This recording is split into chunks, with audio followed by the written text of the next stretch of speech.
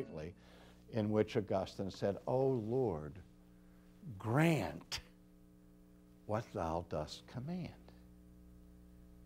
Pelagius was puzzled by that. He said, why would you ask God to grant you, a grant is a gift after all, why would you ask God to grant you whatever he commands? That indicates that God is commanding that you do something that without this grant, without this gift, you cannot do.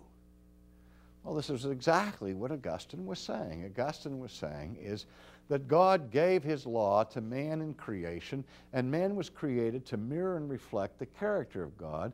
God is holy, and we were created with a mandate to be holy, a mandate to be righteous, a mandate to be perfect.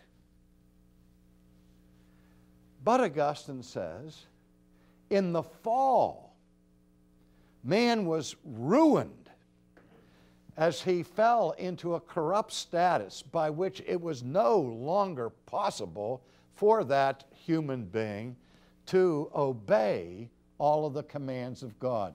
That man was no longer morally able or morally powerful enough to live a perfect life. And so that the only way we could become righteous would be through God's help, through God's gift of grace. So it's one thing to consider man in creation. It's another thing to consider man in his fallen condition. In his created original situation, man could be righteous, according to Augustine. After the fall, because of original sin, man could no longer obey the law of God. Now again, remember that the doctrine of original sin does not refer specifically to the first sin, the original one, the first one that got everybody in trouble. Now, what original sin defines or describes in theology is the result of that first sin, the result being the fallen corruption that was the subsequent judgment of God upon the first sin. So that after Adam's sin, after Adam and Eve fell, then their future descendants are born in sin, born with this human nature that is corrupt by birth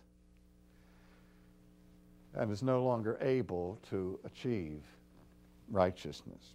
That's why Augustine said, since the fall, for us to do anything right requires the grace of God.